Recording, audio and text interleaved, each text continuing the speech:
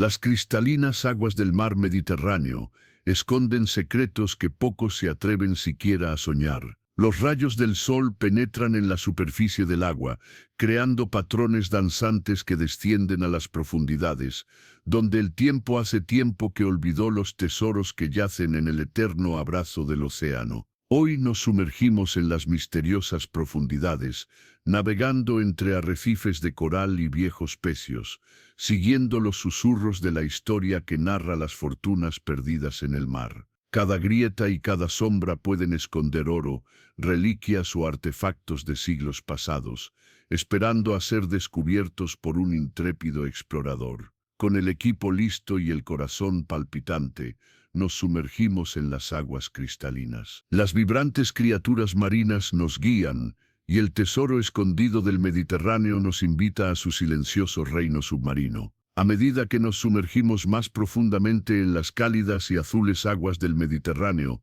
la luz del sol se desvanece gradualmente a nuestras espaldas, dejando solo el suave resplandor de nuestras lámparas de buceo, que iluminan las sombras. Bancos de peces de colores nadan con gracia entre los jardines de coral, y sus escamas reflejan los rayos brillantes, esparciendo pequeñas chispas sobre la arena. A lo lejos aparece un delicado resplandor dorado que atrae nuestras miradas como un imán. Y ahí está, un tesoro escondido, medio enterrado bajo capas de lodo y arena, la fortuna de siglos pasados, descansando intacta bajo las olas. Lingotes de oro macizo apilados de forma irregular, algunos apoyados precariamente sobre cofres rotos. Las monedas se derraman como pequeños soles de los recipientes rotos, brillando con un resplandor rico y cálido. Entre ellas hay piedras preciosas de todos los colores, rubíes rojos como la puesta de sol del Mediterráneo, esmeraldas como islas boscosas, diamantes que brillan como la luz de las estrellas descansan en medio de esta riqueza.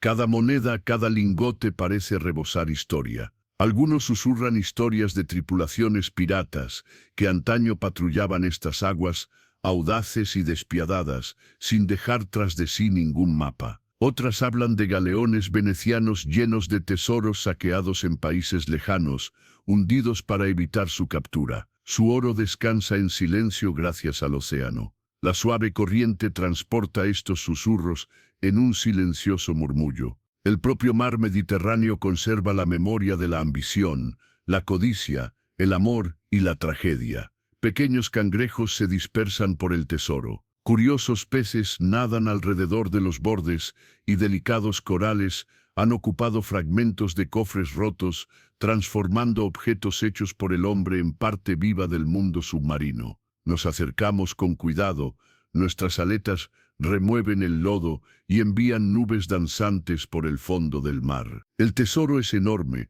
mucho más grande de lo que parecía a primera vista, y cada puñado que echamos en nuestras bolsas de malla parece conectarnos con la historia misma. Una moneda de oro medio enterrada en la arena nos habla de la dote perdida de una novia. Un collar de piedras preciosas que en su día fue destinado a una emperatriz bizantina. Un broche de rubíes que ha sobrevivido a las tormentas de los siglos pasados. Cada objeto brilla a la luz de nuestras lámparas de buceo, como si respirara los misterios del pasado. Por encima de nosotros, el agua está en calma, pero cada movimiento parece peligroso. Las fuertes corrientes arrastran nuestros cuerpos y tesoros, recordándonos el poder del océano. Ajustamos nuestra flotabilidad, teniendo cuidado de no alterar el equilibrio más de lo necesario. Y la impresionante belleza de esta escena nos deja sin aliento. El mar Mediterráneo, que nos rodea, está lleno de vida, no solo gracias a los peces y los corales, sino también a los ecos de la historia. Barcos hundidos, fortunas perdidas, sueños y fracasos de quienes navegaron por estas aguas. Todo ello confluye en este mundo único, silencioso y lleno de vida. Cuanto más profundizamos, más detalles vemos. El diario de a bordo del capitán, empapado y frágil, junto a un cofre. Un mosquete abandonado, parcialmente cubierto de arena. Los restos esqueléticos de un marinero olvidado hace mucho tiempo, con la mano cerrada sobre una moneda de oro. Cada objeto añade peso a la historia que esconde el océano. Cada lingote de oro, cada joya brillante es un testimonio de las ambiciones humanas y los misterios del Mediterráneo. Pequeñas medusas flotan perezosamente entre los tesoros, brillando delicadamente y añadiendo un brillo etéreo a una vista ya de por sí hipnótica. No tenemos prisa, disfrutamos de cada momento del descubrimiento. La emoción del descubrimiento, combinada con el silencio conmovedor de las profundidades, confiere al buceo un carácter surrealista, casi onírico. Las sombras bailan entre los tesoros y cada superficie reflectante, desde el oro y los diamantes hasta las escamas plateadas de los peces. Crea un caleidoscopio de colores que parece cobrar vida. El fondo del océano es aquí algo más que arena y piedras. Es un archivo vivo y palpitante de la historia, a la vez cementerio y museo. Las corrientes cambian, desplazando nuestras luces en patrones ondulantes sobre la riqueza. Y recordamos cuántas manos, vidas y tormentas han influido en este tesoro. Los piratas que lo escondieron, los marineros que lucharon por él, los comerciantes que lo perdieron, las tormentas que se llevaron los barcos. El mar Mediterráneo lo ha visto todo. Y sin embargo, aquí yace intacto, esperando a aquellos que sean lo suficientemente valientes como para ser testigos, para reconstruir las historias ocultas bajo capas de arena y tiempo. Cada movimiento en el agua parece amplificado. El sonido de nuestros respiradores, el remolino de lodo, el golpeteo y el rasguño de los peces que exploran el tesoro hundido, todo se combina en una sinfonía de las profundidades. Nos sentimos como viajeros en el tiempo que han llegado a siglos pasados, tocando los restos de la ambición, el coraje, la codicia y el amor, conservados en estado congelado bajo las olas. Aunque recojamos todo lo que podamos, el tesoro parece infinito, imposible de abarcar en su totalidad. Cada moneda y cada joya es una chispa de historia que espera ser contada. Por encima de nosotros, la superficie brilla levemente en la distancia, recordándonos que el mundo que conocemos sigue existiendo más allá de las olas. Debajo, flotamos en un reino donde la historia, la naturaleza y el misterio se entrelazan, donde cada movimiento revela algo nuevo y el mar Mediterráneo guarda sus secretos, susurrándolos solo a aquellos que se atreven a sumergirse en sus profundidades.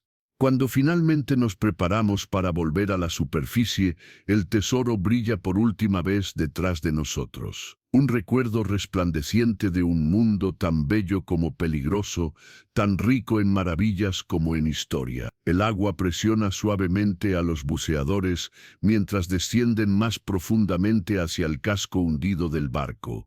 Un gigante silencioso que descansa bajo las olas del mar Mediterráneo. Los rayos de luz que llegan desde la superficie se desvanecen en una sofocante niebla turquesa, y la única fuente de iluminación es el brillo constante de sus linternas que parpadean a través de la madera deformada, el metal retorcido y los tesoros brillantes esparcidos por la bodega. Cada paso, cada golpe de aleta, levanta pequeñas nubes de sedimentos en el agua circundante, dando a la escena un aspecto vivo, casi respirando al lento ritmo del océano. Ante ellos, una enorme pila de lingotes de oro se eleva como una pared dorada, algunos ligeramente brillantes, otros parcialmente enterrados bajo décadas de arena y lodo acumulados. Los bordes de los lingotes están desgastados y astillados, con marcas del paso del tiempo, de los choques y del abrazo interminable del mar. Entre el oro, los fragmentos de cofres revelan delicadas hileras de perlas, piedras preciosas desgastadas y monedas manchadas. Cada artefacto cuenta su propia historia sobre los sueños de los marineros, los puertos exóticos y los viajes que nunca se completaron. El buceador se acerca a un cofre abierto, cuya tapa cruje ligeramente contra el fondo del mar. En su interior hay rubíes tan profundos como la sangre, diamantes que refractan la luz de las antorchas en miles de soles en miniatura y esmeraldas que parecen latir con el recuerdo de los bosques tropicales de tierras lejanas. Cada gema es un testigo silencioso de una historia no contada, un tesoro que debía permanecer oculto, pero que ahora ha sido descubierto en el frío y quieto abrazo de las profundidades. Cuando sus dedos rozan suavemente las joyas de oro, el buceador siente el peso no solo de los metales, sino también de siglos de ambición, codicia, esperanza y desesperación humanas que han traído estos tesoros a este lugar. A su alrededor, la vida florece con una abundancia inesperada. Bancos de peces de colores se deslizan entre las vigas rotas y los agujeros del casco del barco, brillando como joyas líquidas, moviéndose en movimientos sincronizados. Los cangrejos se arrastran por los bordes del tesoro, observando con cautela a los intrusos, mientras que los corales blandos y los abanicos marinos se adhieren al metal, balanceándose rítmicamente con la corriente. Una morena solitaria emerge de un rincón sombreado, sus ojos reflejan la luz de las antorchas y luego desaparece silenciosamente en la oscuridad.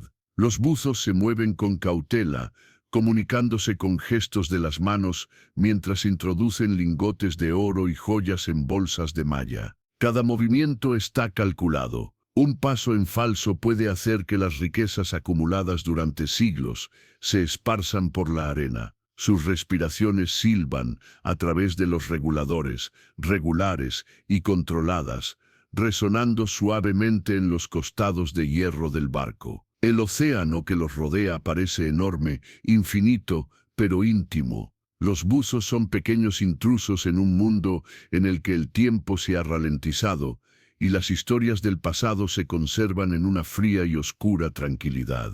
Uno de los buzos se detiene sobre una barra de oro especialmente grande. Su superficie está desgastada y cubierta de textura tras décadas bajo el agua. Brilla ligeramente a la luz de las linternas, y el buceador casi puede imaginar las manos que lo fabricaron, los barcos que lo transportaron a través de los océanos, las tormentas que sobrevivió y las manos que tal vez lo enterraron con la esperanza de que estuviera a salvo y permaneciera en secreto. Cerca de allí, un cofre parcialmente abierto revela más, cubiertos de plata manchados, copas intrincadamente talladas y anillos con piedras preciosas incrustadas, que se bañaron en el sol durante innumerables días mediterráneos antes de sumergirse en la sombra. Cada uno de estos objetos, delicados pero duraderos, constituye un vínculo tangible con un mundo perdido,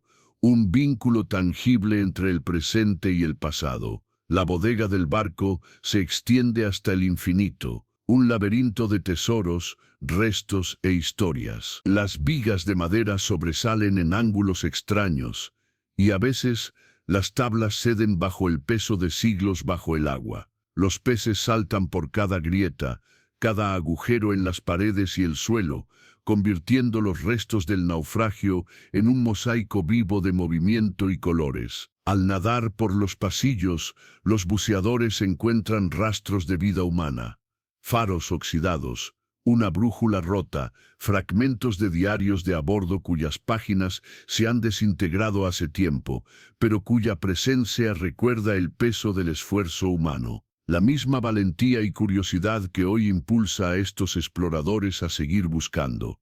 Y entonces, justo detrás del mástil caído, la linterna del buceador captó algo extraordinario. Una enorme pila de monedas de oro apiladas en pequeños montículos, entremezcladas con enormes joyas, casi demasiado grandes para ser reales. Diamantes del tamaño de un puño, rubíes como gotas de fuego líquido y esmeraldas profundas como selvas ocultas brillan entre las monedas. El lodo se mueve a medida que se acercan, revelando inscripciones en algunas monedas y marcas en los lingotes de oro que sugieren su origen. Comerciantes, corsarios y tal vez incluso capitanes piratas que lo arriesgaron todo por la fortuna. Los buzos intercambian miradas de admiración y su emoción se ve atenuada por la necesidad de actuar con cautela para extraer los tesoros de forma segura. Cada movimiento aquí es meditado, calculado, pero lleno de asombro. Los buzos trabajan duro, recogiendo lingotes de oro y colocándolos en bolsas de malla. El peso los abruma y las corrientes marinas los empujan y los arrastran. Pequeñas burbujas suben a la superficie, captando fragmentos de luz, mientras el océano parece bailar a su alrededor, llevando consigo el murmullo de la vida, los susurros de la historia y las silenciosas historias de innumerables almas que alguna vez navegaron por los mares. En esta catedral sumergida de tesoros y naufragios, la frontera entre la vida y la muerte, el pasado y el presente, el hombre y el océano se difumina, dejando solo una profunda sensación de admiración y respeto. Aquí, el tiempo parece haberse detenido. Los buzos trabajan con cuidado, centímetro a centímetro, bolsa a bolsa, recuperando tantos tesoros como pueden, al tiempo que respetan el delicado ecosistema que ha hecho de este pecio su hogar. Los tiburones se deslizan silenciosamente en la sombra, curiosos pero discretos, mientras que los pólipos de coral se mecen suavemente sobre el hierro oxidado, convirtiendo el metal en una obra de arte viviente. Cada lingote de oro recuperado, cada joya, cada moneda es un fragmento de historia que ha vuelto a la vida. Un momento arrancado de las profundidades y un testimonio del poder y el misterio eternos del océano. Tras recuperar el último tesoro visible, los buzos se toman un descanso. Flotan entre los restos, y la luz de las linternas se refleja en el oro y las joyas, proyectando patrones danzantes en las paredes, la arena y los restos del barco que una vez fue portador de sueños y ambiciones. Las corrientes del Mediterráneo siguen fluyendo, lentas e incesantes. Sin embargo, aquí, en este delicado y luminoso rincón de las profundidades, aguarda la historia, silenciosa y paciente, sus secretos finalmente revelados, aunque solo sea por un momento. El Rov maniobra lentamente por los estrechos y sombríos pasillos del pecio, y sus luces atraviesan el azul turbio de las profundidades del mar Mediterráneo. Cada rayo de luz revela capas de historia conservadas en las frías y presionadas aguas. La primera impresión de los camarotes de pasajeros es tan conmovedora como hipnótica. Los que en su día fueron espacios lujosos, yacen ahora en un estado de descomposición conmovedor. Los paneles de madera, intrincadamente tallados y antaño brillantes, se han deformado y oscurecido tras siglos sumergidos. Los suelos, que en su día estuvieron cubiertos de alfombras ricamente decoradas, ahora están cubiertos de restos de maletas y objetos personales esparcidos, que flotan perezosamente en las delicadas corrientes provocadas por los motores de los Rov. En los apartamentos de primera clase, el lujo es evidente incluso en las ruinas. Los restos de sillones tapizados se apoyan contra las paredes, y su tela descolorida y rasgada flota en el agua como cintas etéreas. Las mesas, antaño pulidas a la perfección, están cubiertas por una fina capa de sedimentos. Sin embargo, los accesorios de latón brillan, como recordando a los espectadores su antigua elegancia. En los cajones abiertos, los objetos personales susurran las historias de cada persona. Cepillos de pelo de plata, peines, cartas cuidadosamente dobladas, relojes de bolsillo que aún se guardan en estuches de cuero. El estado de conservación es extraordinario, y el entorno frío y oscuro actúa como una caja fuerte natural, protegiendo estos fragmentos íntimos de la historia durante más de un siglo. Recorriendo los pasillos, el Rov entra en los camarotes de segunda clase. Las habitaciones son más pequeñas, más sencillas, pero igualmente evocadoras. Las maletas siguen apiladas junto a las paredes, la ropa de cama se ha deteriorado hace tiempo, pero los restos de tela se aferran obstinadamente a la estructura. Los objetos personales de los viajeros están esparcidos por el suelo, libros, pequeños juguetes, gafas y monedas. Cada objeto es un vínculo tangible con las esperanzas, la vida cotidiana y los sueños de los pasajeros que cruzaban el Mediterráneo. El contraste entre la riqueza de los camarotes de primera clase y la sencillez de los de segunda clase pone de relieve las divisiones sociales de la época, incluso bajo el agua. En algunos camarotes, los esqueletos permanecen en su posición final, parcialmente vestidos con telas desgastadas, con sus objetos personales aún al alcance de la mano. Los anillos y los broches brillan débilmente a la luz del rob. Las fotografías, aunque descoloridas, cuelgan de las estructuras metálicas de las camas o de los paneles. Estos restos humanos dan al frío pecio una dimensión oscura y profundamente personal. Los pasillos están cubiertos de cristales rotos, paneles de madera deformados y documentos esparcidos,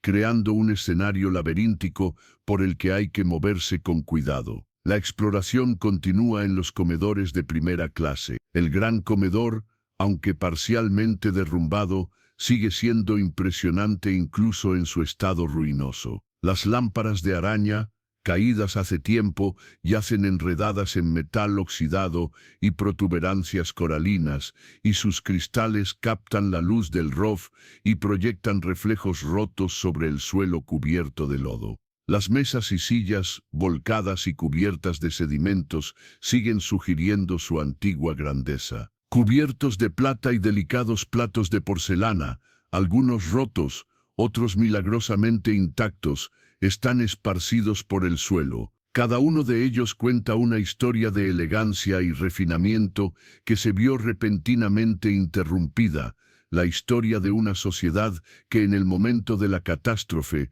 se encontraba en el fondo del mar Mediterráneo. Continuando con la exploración, el rob se desplaza más allá de la gran escalera. Sus restos esqueléticos están ahora retorcidos y cubiertos de organismos marinos. Las barandillas, antaño pulidas y majestuosas, ahora están cubiertas de corales, percebes y algas, y sus superficies se han vuelto rugosas tras décadas bajo las olas. El espacio abierto ofrece una vista de varios niveles, dejando al descubierto las cubiertas derrumbadas y las habitaciones de abajo. En el interior de estos espacios se encuentran esparcidos los tesoros de la vida cotidiana: porcelana delicada, cristalería, menús, cubiertos de plata y pequeños objetos personales abandonados en el caos del naufragio. Cada artefacto capturado por las cámaras cuenta historias humanas detenidas en el tiempo. Los pasajeros interrumpieron su comida,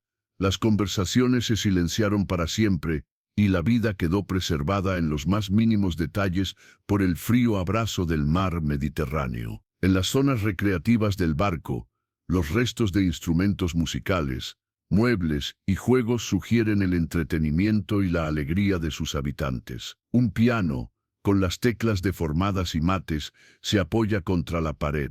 Corales y organismos marinos se arrastran por su estructura. Las cartas, los dados y los juegos de mesa flotan suavemente en las corrientes o yacen sobre mesas descoloridas y desgastadas. Estas pequeñas y íntimas reliquias crean una composición de contrastes extraordinaria. La frivolidad del entretenimiento congelada junto a la tragedia, testimonio de la brutal interrupción de la vida cuando el barco encontró su destino. Las luces del rob revelan los pasillos que conectan estos espacios. Pasillos estrechos revestidos con paneles deformados, vigas derrumbadas que forman intrincadas estructuras de óxido y madera. De vez en cuando, las cámaras captaban cajas y armarios abiertos que contenían ropa, sombreros y zapatos, algunos todavía colocados como podrían haber estado al comienzo del viaje. El meticuloso estado de conservación de estos objetos es sorprendente. A pesar de la corrosión del metal y la destrucción de la madera, la presencia humana sigue siendo palpable. A medida que el rob se adentra en la sala de máquinas y las cubiertas inferiores, la magnitud de los daños se hace cada vez más evidente. Las mamparas de hierro y las máquinas están retorcidas y derrumbadas, parcialmente enterradas en los sedimentos. Las tuberías, las válvulas y las juntas oxidadas desde hace mucho tiempo se entrelazan con los escombros del propio barco. Aquí, el llamativo contraste entre el tamaño de los espacios para pasajeros y los compartimentos funcionales de las máquinas subraya la complejidad y la ambición del diseño del barco. Incluso en medio de la destrucción, aún se pueden ver rastros de perfección técnica. Los elementos de latón del equipamiento reflejan la luz. Las estructuras de acero resisten la presión, y los restos esqueléticos de los motores sugieren las maravillas tecnológicas que impulsaban el barco. Durante todo el descenso al interior del pecio, la vida marina sigue tomando el control de la nave. Bancos de peces se deslizaban por las ventanas rotas y las escotillas abiertas. Las estrellas de mar se adherían a las rejillas corroídas. Las anémonas y los corales blandos colonizaban las superficies metálicas, transformando el pecio en un ecosistema dinámico. Cada movimiento del ROV remueve el lodo, creando patrones espirales que dan a la escena un carácter etéreo. La interacción entre el entorno natural y los artefactos conservados de la actividad humana crea una imagen asombrosa, casi mágica, en la que el pasado y el presente se unen bajo las olas. En estos pasillos y salas, el pecio cuenta innumerables historias, personales, sociales, técnicas y trágicas, desde la elegancia conservada de los camarotes de primera clase hasta la funcionalidad utilitaria de las cubiertas inferiores. El pecio es tanto un monumento a la ambición humana como una instructiva historia sobre la soberbia y la implacable fuerza de la naturaleza. El ROV lo registra todo, los detalles, la escala y las emociones. A través de la lente, los espectadores se transportan a un mundo que existe simultáneamente en la historia, la memoria y el presente. Un momento detenido en las profundidades del mar Mediterráneo, esperando ser descubierto y comprendido. Cada artefacto, cada viga, cada pasillo en penumbra es un pedazo de historia. A medida que el ROV avanza, el pecio sigue descubriéndose, revelando nuevas perspectivas, detalles íntimos y ecos de una vida suspendida para siempre en el tiempo. No es solo un pecio, es una historia viva, una combinación de historia, tragedia y maravilla submarina. La inmersión más profunda reveló algo que nadie esperaba. Más allá de los restos principales, en una grieta que se abre en el fondo rocoso del mar Mediterráneo, las luces del ROV captaron estructuras que no pertenecían a ningún barco conocido. Eran construcciones de piedra, claramente hechas por manos humanas, pero que databan de una época anterior a cualquier civilización marítima conocida. Los bloques eran macizos, algunos de ellos con un peso estimado de varias toneladas, dispuestos en patrones que sugerían un diseño arquitectónico intencionado. Había columnas parcialmente enterradas en los sedimentos, con sus capiteles aún visibles bajo las capas de vegetación marina. Había algo que parecía una escalera ancha y desgastada, que descendía hacia un agujero oscuro al que las luces del ROV no podían llegar por completo. El equipo científico a bordo del barco de investigación se quedó en silencio cuando se transmitieron las primeras imágenes. No había ninguna explicación convencional para lo que estábamos viendo. Estructuras de este tipo, a tal profundidad, en esta región del Mediterráneo, simplemente no deberían existir, según lo que nos han enseñado la arqueología y la historia. El primero en hablar fue el comandante de la expedición, un hombre canoso que había pasado 40 años investigando antiguos pecios. Solo pronunció 2 palabras que resumían lo que todos pensaban, pero nadie se atrevía a decir: esto lo cambia todo. Decidimos enviar el ROV más profundamente, a través de un agujero que parecía la entrada a una estructura más grande. El riesgo era enorme. A esa profundidad, cualquier fallo del equipo tendría consecuencias catastróficas. No había margen para errores ni posibilidad de rescate si algo salía mal. Pero el descubrimiento era demasiado importante como para ignorarlo. El ROV avanzaba lentamente y sus luces atravesaban la oscuridad como cuchillos, un tejido de terciopelo negro. Las paredes del túnel o pasillo eran lisas, construidas con una precisión que contradecía nuestra comprensión de la tecnología antigua. No había irregularidades típicas de una construcción primitiva. Cada superficie era uniforme, cada ángulo era preciso. A medida que nos adentrábamos más y más, empezamos a ver símbolos grabados en las paredes. No eran jeroglíficos conocidos, escritura cuneiforme, ni ningún sistema que los lingüistas a bordo pudieran identificar. Eran formas geométricas complejas, algunas parecían representar patrones astronómicos, otras sugerían mapas o diagramas técnicos de función desconocida. Con cada metro que recorría el ROV, la tensión a bordo aumentaba. Estábamos documentando algo que nunca debería haberse descubierto, algo que había permanecido oculto bajo las olas del mar Mediterráneo durante milenios. Aún no sabíamos lo que nos esperaba más adelante. El pasillo finalmente se abrió a una amplia sala. Las luces del ROV, diseñadas para iluminar restos de naufragios en espacios reducidos, parecían insuficientes para captar la inmensidad de ese espacio. Solo veíamos fragmentos, piezas de un rompecabezas imposible, que se iba revelando poco a poco a medida que el vehículo avanzaba. Había pilares macizos, docenas de pilares, dispuestos en círculos concéntricos que se extendían más allá del alcance de nuestras luces. Algunos de ellos se habían derrumbado y sus fragmentos yacían esparcidos por el suelo como los huesos de gigantes dormidos. Otros permanecían en su sitio, resistiendo milenios y la presión de las profundidades, como guardianes de una época olvidada. En el centro de la sala, parcialmente oculto por los sedimentos acumulados, había algo que parecía una plataforma elevada. Sobre ella descansaba algo que hizo que todos a bordo contuvieran la respiración.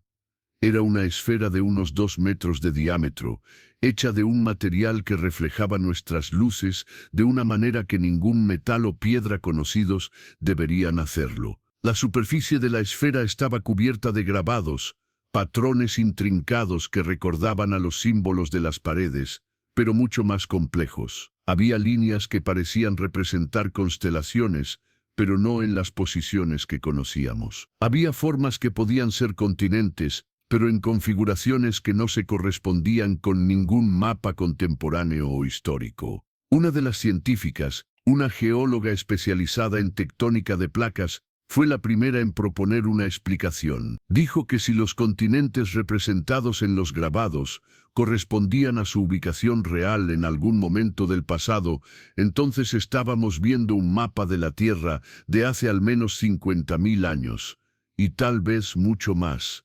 Las consecuencias de esta teoría eran asombrosas. Si estas estimaciones eran correctas, la civilización que construyó esta estructura, que creó esta esfera con mapas y símbolos, existió decenas de miles de años antes que las primeras culturas reconocidas por la historia. Todo lo que creíamos saber sobre el desarrollo de la humanidad, la evolución de la tecnología y la sociedad tenía que ser replanteado. Sin embargo, no teníamos tiempo para reflexiones filosóficas. Los instrumentos del ROV detectaron algo inesperado. Había una fuente de energía en la cámara. No era potente, pero estaba claramente presente. Algo en ese espacio cerrado durante miles de años seguía funcionando, enviando señales que nuestros sensores podían captar. La decisión de investigar más a fondo fue unánime, pero cautelosa. Dirigimos el ROV hacia la fuente de emisión, moviéndonos lentamente entre los pilares derrumbados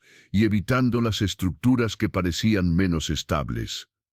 A medida que nos acercábamos, la naturaleza de la fuente se hacía cada vez más clara. No era una esfera central, como habíamos supuesto inicialmente. Era algo más pequeño, situado en una cavidad lateral parcialmente derrumbada. Una caja o contenedor de algún tipo, fabricado con el mismo material reflectante que la esfera, pero a una escala mucho menor. El ROV desplegó sus brazos manipuladores y retiró con cuidado los sedimentos que cubrían el objeto. Era rectangular, del tamaño de una caja de zapatos, con las esquinas redondeadas y la superficie cubierta con los mismos símbolos que habíamos visto por todas partes. Y emitía luz. Un pulso débil pero constante, como un corazón latiendo a cámara lenta, esperando algo o a alguien. La decisión de extraer el objeto fue la más difícil de toda la expedición. Por un lado, dejarlo en su sitio significaba la posible pérdida de pruebas clave. Por otro lado, sacarlo de su contexto podía destruir información importante y posiblemente dañar el propio artefacto.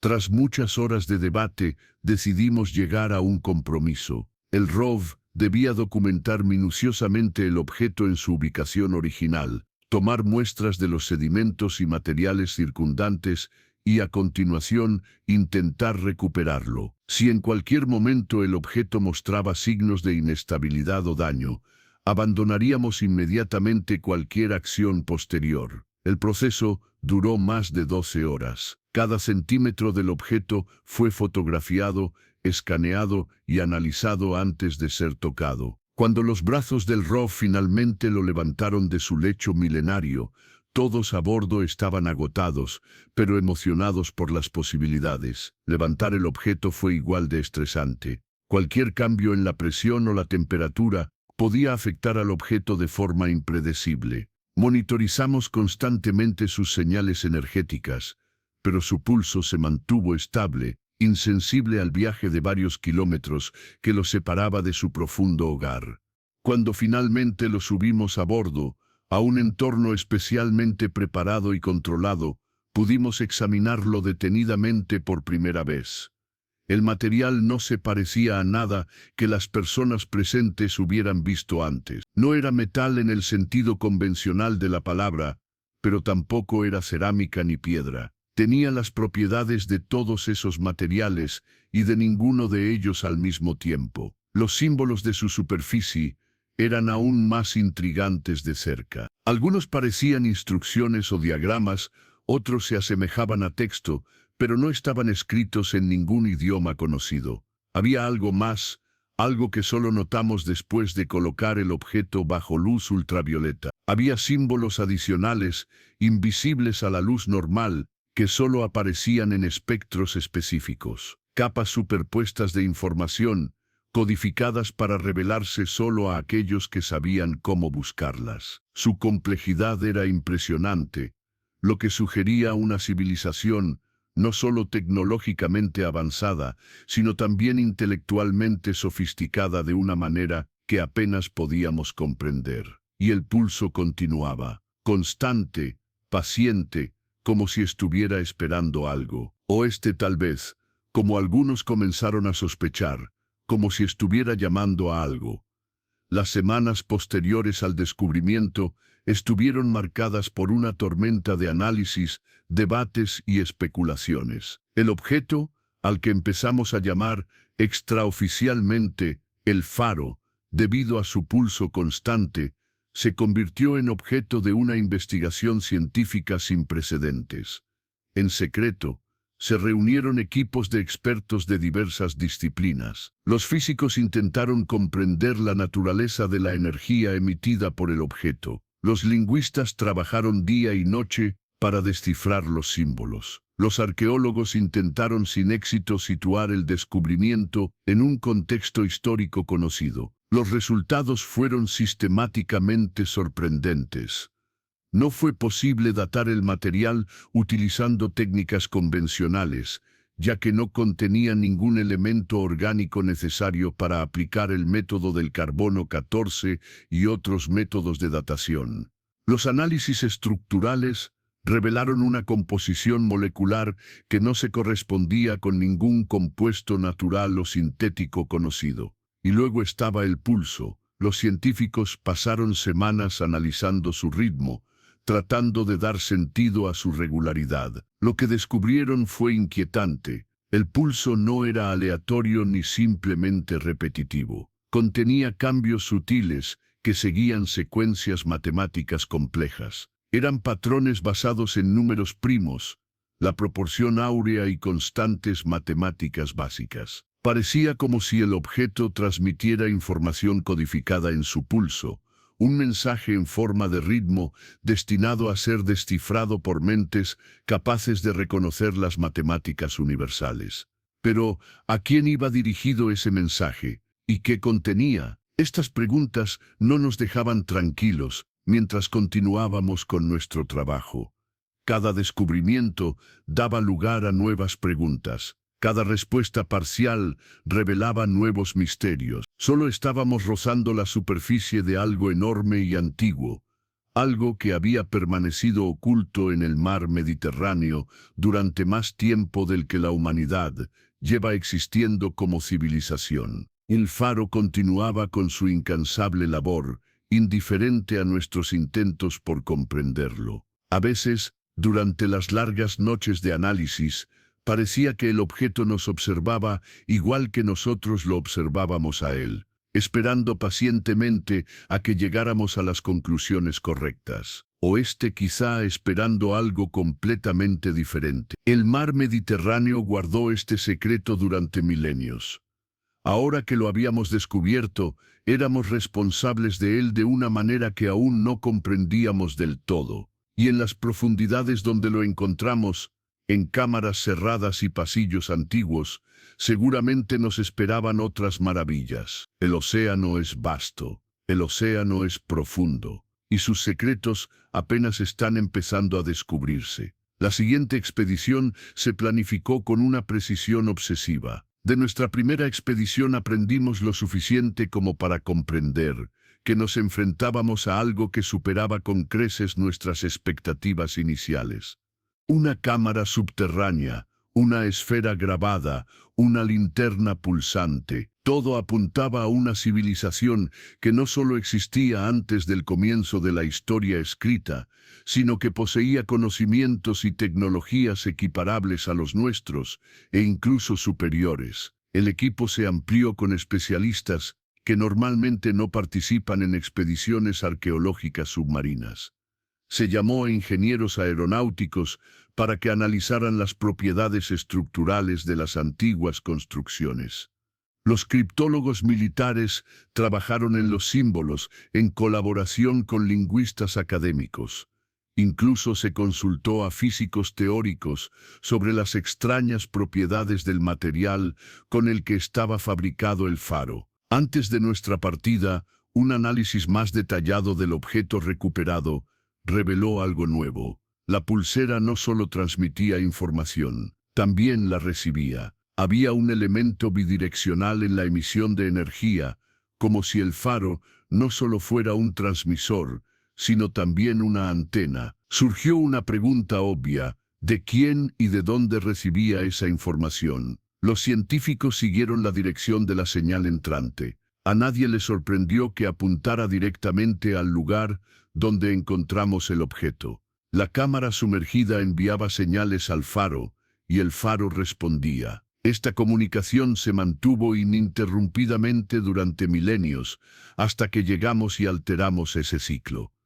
La decisión de regresar fue unánime. Teníamos que comprender qué ocurría en esa cámara, y sobre todo, teníamos que averiguar si existían otros faros como ese, otros nodos en la red de comunicación que podía extenderse por todo el Mediterráneo e incluso mucho más allá. El viaje de regreso fue tenso. Todos a bordo sentían el peso de lo que nos esperaba. Ya no éramos solo investigadores de un antiguo pecio o documentalistas de artefactos históricos. Íbamos a enfrentarnos a pruebas de la existencia de una humanidad anterior a nuestra historia, una civilización que había dominado tecnologías que aún no comprendíamos. Cuando llegamos al lugar, el primer escaneo con el sonar reveló cambios. La estructura sumergida parecía diferente a las lecturas anteriores, no de forma radical, pero lo suficiente como para que se notara. Algunas de las formaciones que habíamos documentado parecían desplazadas. Algunos de los agujeros que habíamos examinado parecían más grandes. El comandante sugirió que podría deberse a las corrientes o a una pequeña actividad sísmica, pero ninguno de nosotros lo creía realmente. Algo estaba sucediendo en las profundidades, algo relacionado con la eliminación del faro o simplemente con nuestro regreso. El nuevo ROV que enviamos era más avanzado que el anterior, equipado con sensores sensibles y brazos manipuladores de precisión. También transportaba algo especial, una réplica del faro, construida para emitir el mismo patrón de impulsos que el original. La idea era que, si la cámara esperaba una respuesta, podríamos simularla y observar la reacción. Durante el descenso, observamos más cambios. El pasillo que conducía a la sala principal era más luminoso que antes, no gracias a nuestras luces, sino al débil resplandor que emanaba de las propias paredes. Los símbolos que habíamos fotografiado anteriormente parecían ahora más nítidos, como si hubieran sido recargados o reactivados de alguna manera. Cuando el Rob entró en la sala principal, todos a bordo contuvimos la respiración. El espacio se había transformado. Los pilares, que durante nuestra primera visita permanecían oscuros, ahora emitían luz desde los patrones grabados en ellos. La esfera central giraba lentamente, algo que sin duda no hacía antes. Y el aire, o más bien el agua circundante, parecía cargada de energía, provocando oscilaciones en los sensores del ROV que no podíamos explicar. Colocamos el ROV cerca del lugar donde encontramos el faro y activamos la réplica. El efecto fue inmediato y espectacular. Toda la sala pareció cobrar vida. Las luces recorrían los pilares creando patrones intrincados. La esfera aceleró su rotación. De las paredes comenzaron a emanar sonidos o vibraciones que nuestros sensores interpretaron como sonidos. Era como si hubiéramos activado un interruptor que había permanecido apagado durante milenios. Y entonces llegó el mensaje, no en forma de palabras, exactamente, no en forma de sonidos, aunque contenía un elemento sonoro. Era más bien una impresión directa, un mensaje que eludía nuestros sentidos normales y se comunicaba directamente con nuestra mente. Todos a bordo informaron de experiencias similares, aunque las interpretaciones fueron diferentes. Algunos las describían como imágenes, vastas ciudades sumergidas, tecnologías que parecían mágicas, seres que eran humanos, pero que de alguna manera eran diferentes. Otros las describían como conceptos, largas épocas de civilización, cataclismos que cambiaron el mundo, el legado dejado a quienes vendrán después de nosotros. Algunos simplemente describían emociones, urgencia, esperanza, advertencia, pero todas estas experiencias tenían un elemento en común: la sensación de que no estamos solos, que algo nos observa, espera, evalúa, y que nuestra llegada ha iniciado un proceso irreversible. La comunicación duró solo unos minutos, aunque para quienes la experimentaron pareció mucho más larga. Una vez finalizada, la cámara volvió a su estado original. Las luces se atenuaron, la esfera se ralentizó y volvió a reinar un profundo silencio. Pero todos habíamos cambiado de una forma que aún no comprendíamos del todo. Pasamos muchas horas analizando lo que había sucedido. Las grabaciones del ROV mostraron los cambios en la cámara, confirmando que no lo habíamos imaginado ni habíamos tenido una alucinación colectiva. Sin embargo, no había rastro del mensaje en sí, ningún dato que pudiera analizarse o archivarse. La comunicación se produjo a un nivel que nuestros instrumentos no pudieron captar. Las discusiones que siguieron fueron intensas y en ocasiones acaloradas. ¿Qué habíamos experimentado? ¿Qué significaba? Y sobre todo, ¿qué debíamos hacer al respecto? Algunos sostenían que debíamos informar inmediatamente a las autoridades y revelar nuestros descubrimientos al mundo entero. Otros insistían en mantener el secreto hasta que entendiéramos mejor lo que habíamos encontrado. Algunos querían continuar inmediatamente con la investigación. Otros pensaban que debíamos retirarnos, analizar lo que ya teníamos y actuar con la máxima cautela. Al final, fue el océano el que tomó la decisión por nosotros. A la mañana siguiente, los sensores sísmicos detectaron una actividad inusual en la zona. No se trataba de un terremoto clásico, sino de algo diferente, una serie de vibraciones rítmicas que parecían provenir de estructuras submarinas. Era como si la cámara volviera a comunicarse, pero no con nosotros. La transmisión se dirigía a un lugar en el fondo del mar Mediterráneo, a otras estructuras que aún no habíamos descubierto. Entonces llegaron las respuestas. Se empezaron a detectar señales similares en muchos puntos alrededor del mar. Primero una, luego 3 y luego una docena. Era como ver despertar una red, nodo tras milenios de hibernación. Lo que habíamos puesto en marcha comenzó a propagarse. No teníamos ni idea de dónde terminaría. Dedicamos los meses siguientes a trazar un mapa del alcance de este fenómeno. Lo que descubrimos superó nuestras expectativas más optimistas, o según el punto de vista, nuestros peores temores. La red de estructuras submarinas se extendía por todo el Mediterráneo. Los nodos más importantes se encontraban cerca de las costas de prácticamente todos los países ribereños. Algunos de ellos se encontraban en aguas poco profundas, potencialmente accesibles para los buceadores. Otros yacían a profundidades a las que incluso nuestros vehículos ROV más avanzados tenían dificultades para llegar. Esto no solo ocurría en el mar Mediterráneo. El análisis de datos sísmicos históricos reveló patrones similares en otros océanos. El Atlántico mostraba concentraciones de actividad cerca de las Azores y el Caribe. El Pacífico mostraba anomalías alrededor de las islas Marshall y Polinesia. Incluso había indicios de estructuras bajo el hielo de la Antártida, aunque no se pudieron confirmar con los recursos disponibles. Lo que encontramos no era un yacimiento arqueológico aislado. Era la prueba de la existencia de una civilización global que surgió y desapareció antes de la aparición de cualquier cultura conocida. Una civilización que dejó tras de sí una infraestructura tecnológica global, dormida pero no muerta, a la espera de ser redescubierta. Las consecuencias eran abrumadoras. Si esa civilización había dominado tecnologías que le permitieron construir a escala global, ¿qué más había logrado? Si había desaparecido a pesar de todo su poder y conocimiento, ¿qué había provocado su caída? Y si sus estructuras seguían funcionando después de milenios, ¿qué podría significar ese despertar para el mundo moderno? Estas preguntas dominaban nuestras discusiones, investigaciones y sueños, y en el fondo de todo ello había una creciente certeza de que solo veíamos la superficie de algo mucho más grande y complejo. La linterna original seguía funcionando en nuestro laboratorio de investigación, aparentemente comunicándose con una red que se extendía bajo los océanos. Intentamos descifrar sus transmisiones, comprender lo que se transmitía, pero los avances eran lentos. El lenguaje, el código, o lo que fuera, funcionaba según reglas que aún no dominábamos.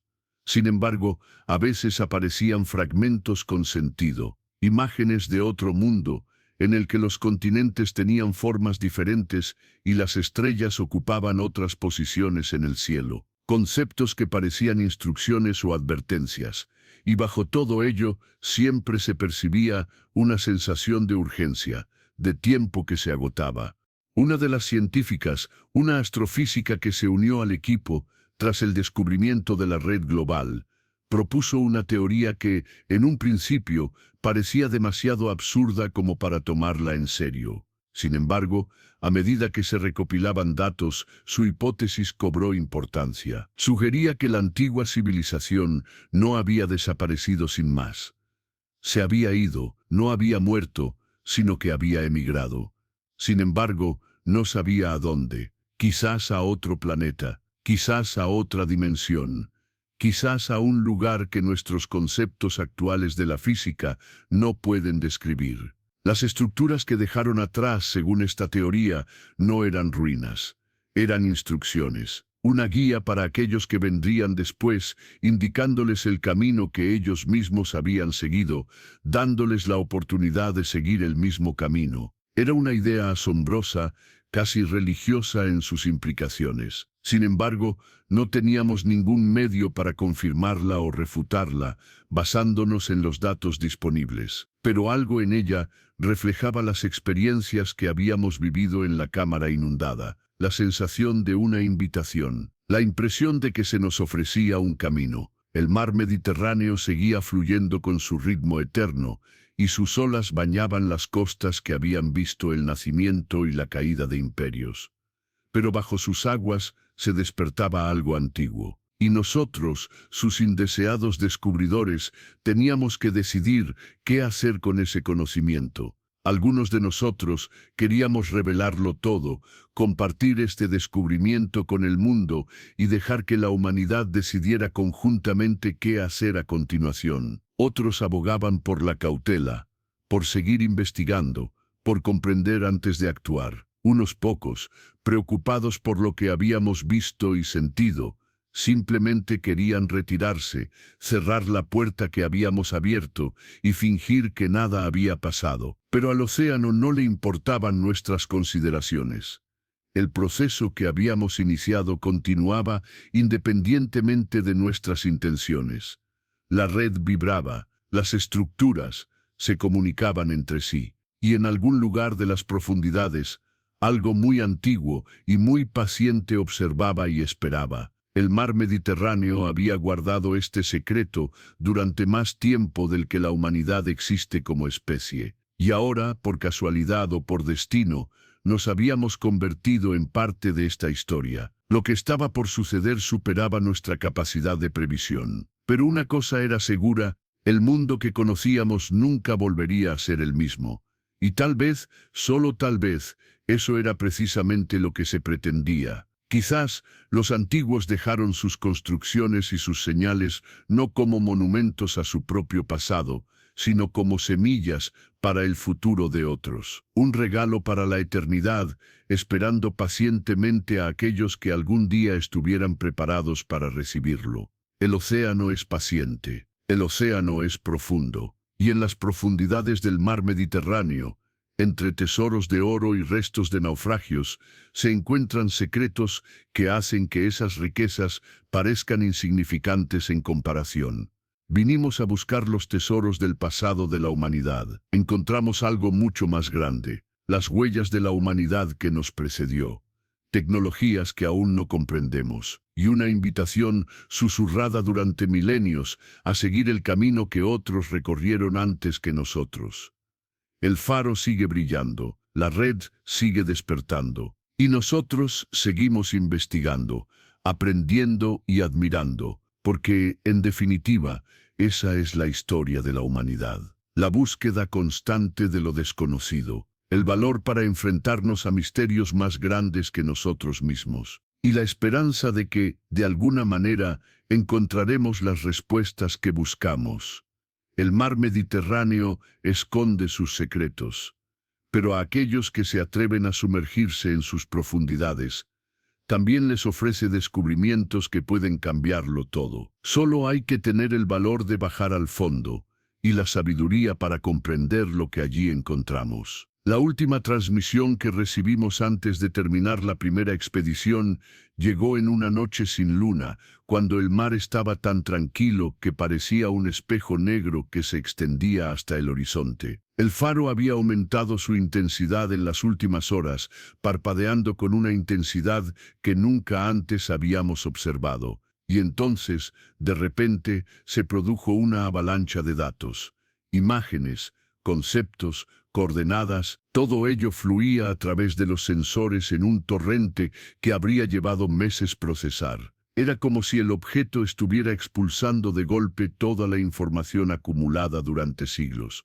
como si sintiera que su tiempo con nosotros estaba llegando a su fin. Entre los datos, algo destacaba, un mapa, no del Mediterráneo, ni de la Tierra tal y como la conocíamos, sino de algo mucho más grande. Puntos luminosos conectados por líneas, formando una red que se extendía mucho más allá de nuestro mundo. Y en el centro, brillando con especial intensidad, estaba nuestra ubicación. No nuestra nave, ni nuestro planeta, sino nuestro lugar en la red cósmica que conectaba civilizaciones a distancias y en tiempos que apenas podíamos imaginar.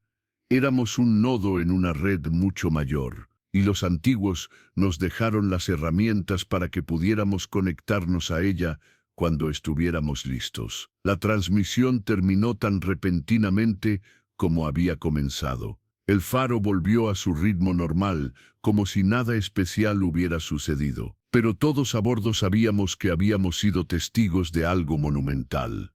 Una revelación que cambiaría el curso de la historia de la humanidad, si tuviéramos la sabiduría para aprovecharla adecuadamente. Los tesoros de oro y joyas que encontramos en los pecios del Mediterráneo no eran nada en comparación con eso. Las riquezas materiales con las que soñaban los piratas y los comerciantes de antaño parecían ahora vestigios de una época más sencilla, cuando la humanidad aún no sabía lo grande que era el universo y lo pequeño que era su lugar en él. Pero tal vez esa haya sido siempre la verdadera lección que nos han enseñado los tesoros hundidos. No el oro en sí, sino lo que representaba, la ambición humana de ir más allá del horizonte conocido, el valor de arriesgarlo todo en busca de algo más grande, y la perseverancia en seguir descubriendo, explorando y aprendiendo, sin importar los obstáculos que se interpusieran en el camino. Los antiguos dominaban estas cualidades a un nivel que nos cuesta imaginar. Construyeron una civilización que se extendió por todo el planeta, desarrollaron tecnologías que funcionaron durante milenios y dejaron un legado que trascendió su propia existencia. Y ahora nosotros éramos sus herederos, no por lazos de sangre o ascendencia directa, sino porque habíamos descubierto y comenzado a comprender lo que habían dejado atrás.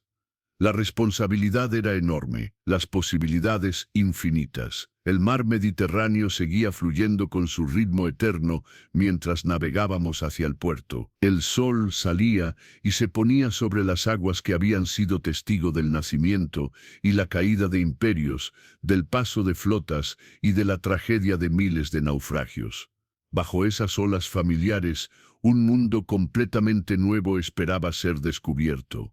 Volveremos aquí. Estábamos absolutamente seguros de ello. Volveremos con más equipamiento, más conocimientos, mejor preparados. Y seguiremos descubriendo los secretos que nos dejaron los antiguos, porque ahora era nuestro legado, nuestra responsabilidad y nuestra esperanza. El océano es vasto, el océano es profundo, y en sus profundidades, entre tesoros perdidos de oro y ruinas de civilizaciones olvidadas, se encuentran las claves de un futuro que aún no somos capaces de imaginar por completo. Solo hay que tener el valor de sumergirse, y la fe de que al final encontraremos no solo las respuestas, sino también un nuevo camino que debemos seguir. Los antiguos nos demostraron que es posible. Ahora nos toca a nosotros demostrar que somos dignos de seguir sus pasos. Y así continúa nuestra historia. No termina, porque historias como esta nunca terminan realmente. Se transforman, evolucionan, se unen a otras historias en una red infinita de descubrimientos y asombro. El mar Mediterráneo esconde sus secretos, pero a quienes se atreven a buscarlos, también les ofrece tesoros que superan la imaginación. Tesoros de oro y plata, por supuesto, pero también tesoros de conocimiento, comprensión, conexión con algo mucho más grande que nosotros mismos. Estos son los verdaderos tesoros de las profundidades, y esperan a aquellos que son lo suficientemente valientes como para buscarlos.